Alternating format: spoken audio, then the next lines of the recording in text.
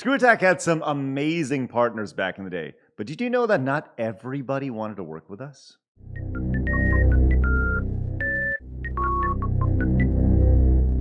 Hey everybody, I'm Craig. You may recognize me as Stuttering Craig from way back in the old internet days. Hi, good to see you. Thanks so much for joining me. If it's your first time to the channel, do me a favor, hit the subscribe button so you can get notified whenever I post a video, which is pretty much Monday through Friday at noon Central Time. This is going to be an outstanding story. I'm looking forward to telling this. I feel like this story has never really been told from our perspective or my perspective. Okay, so this is about a wonderful, how amazing the 2006 to 2007, 2008 range was on the internet. There was a time where as ScrewAttack was getting started, we were looking for people to work with. Because like I said a few episodes ago about the beginning of ScrewAttack, our whole shtick was something original every day. That is how we were different from everybody online. It wasn't just our videos. It was the fact that we posted something every day. So we looked for people to work with. Like I said previously, that how we came out with the Angry Nintendo Nerd, right? We worked with James. We worked with Game Jew, Jonathan Mann, outstanding people, awesome video games from Far From Subtle. Really great partners to work with. But there was a time where anytime pretty much anything got any sort of traction online, it made sense to reach out to them. If they were featured on Kotaku or Destructoid or any other major gaming website, 1UP, we saw something, we're like, oh, you know, we should probably reach out to them because they could fit on ScrewAttack. And thus is where we found Game Life. Okay, so Game Life was well, I guess it was a ragtag band of friends who got together and made really kind of low quality video game content. Sound familiar? Yeah, it's kind of like us at ScrewAttack, just much less high quality. The difference is that Game Life produced one episode, which was 45 minutes long, of low quality, really bad lit, just not high quality stuff, and then got picked up by MTV. And this was in mid 2006 or so. This is after ScrewAttack started. And remember, I'm in the process of emailing everybody. I'm like, will you please work with us? Please, this is what we do. We were doing these videos, and we're having fun. And oh, this is our whole idea is we want to work with you guys. And then out of nowhere, we see this Game Life show picked up by MTV, and they're going to produce stuff for an MTV show. And I remember just being like, what the fuck? I was floored by it. I was like, here we are grinding and working our ass off.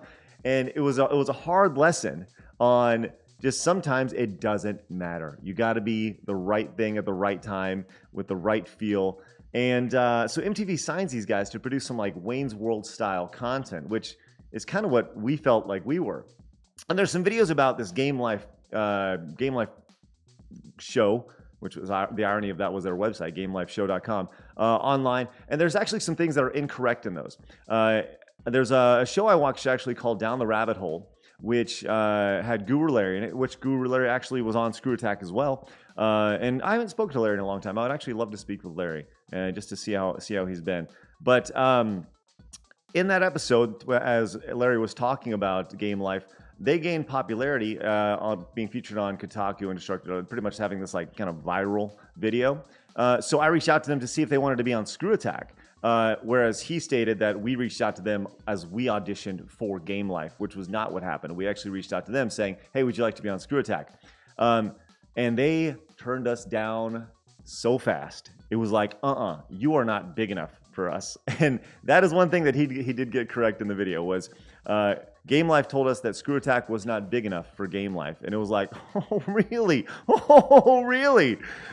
Which was amazing, amazing. Now, we actually interviewed Game Life at E3 in June. So I would say they probably caught on probably in April or May. And we interviewed them in June, because I think that's when E3 was, early June 2006, which I guess that timeline sounds about right. And that's when they were kind of on the way up. They had introduced a few new members of their team. I remember Jeff Mendocino. When I get big, I'm gonna get some bitch, I'm smoke some crack, and it's gonna be real good, because this is game life, bitches. True that. This is West Side, East Side, represent. Absolutely. Which he actually started a website to compete against ScrewAttack called freezecracker.com. And I haven't spoken to Jeff either in a long time, but I remember he like hated me, or at least seemed like he hated me for a long time. And I thought he was so annoying. So Jeff, if you're watching, buddy, I would love to get a hold of you and just say what's up, man, because it's been way too long. He was so annoying. But it would be so fun just to talk to you again, because we were young and stupid. So they added a few other members, a girl named Melissa who came in, and I remember interviewing them, and it was so bizarre and so crazy to be interviewing these people. And it was like shining up some shit and putting it on TV. And that's not to say their stuff was bad, because it was bad, right? It doesn't take a genius to figure that out. But the way I saw it, I didn't see it as an indictment on Game Life and their production quality. I saw it on MTV trying to capitalize on these guys, this meteoric virality, right?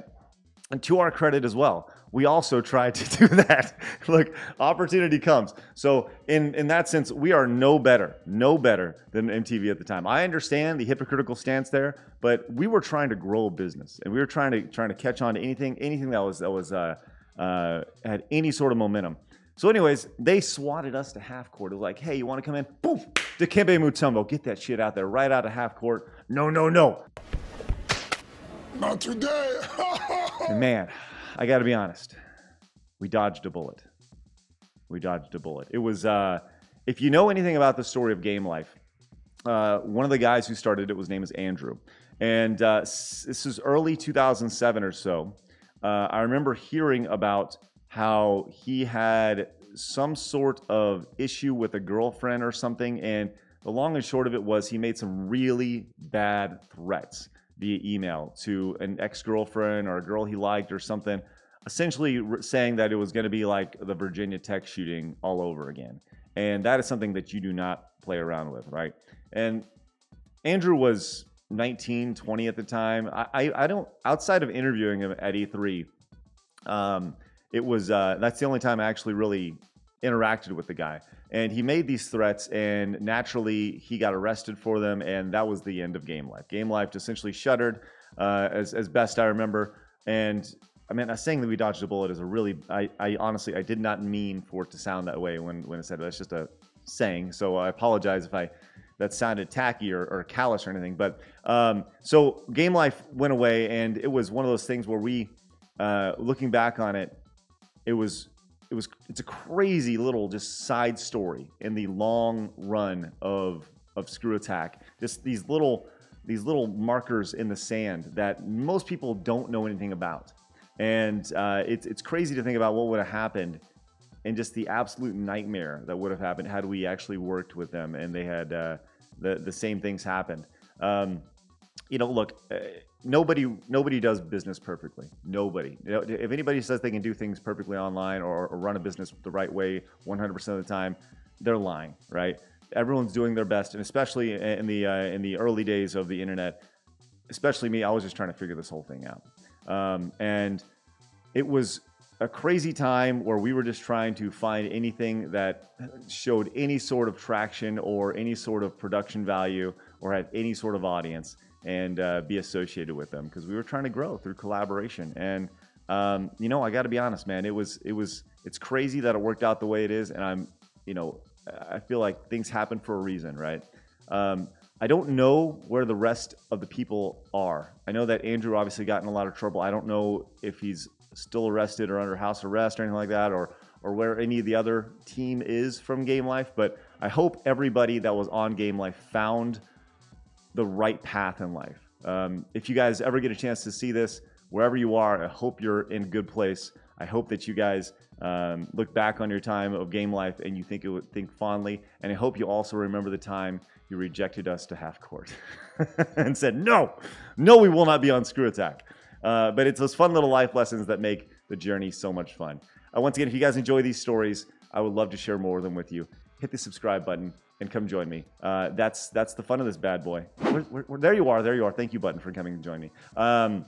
So hit the subscribe button. I have more stories every week on the channel. I do reactions to classic ScrewAttack videos that you may remember from back in the day. And I'm also reviewing the entire NES library 5 minutes at a time. So make sure you guys go watch some more of those videos. And if you guys are really into what I'm doing now, you can go to WeFunder.com/Collaborator Club and actually learn about the new project I'm working on, which is all about bringing creators together and allowing them to collaborate together and then growing, because that is the best way to grow online. Thumbnails, titles are all outstanding, but even YouTube says collaboration is the key to growing. So get on over there, check it out, whether you're a Twitch streamer or a YouTuber or aspiring to be. It's a great place to go. And you can actually invest in my company as well and actually go into business with me, which is pretty cool. So go check it out right there. I appreciate you guys popping in. More stories every single week, more videos every day, Monday through Friday, noon Central Time. Thank you guys very much for tuning in. See you guys next time.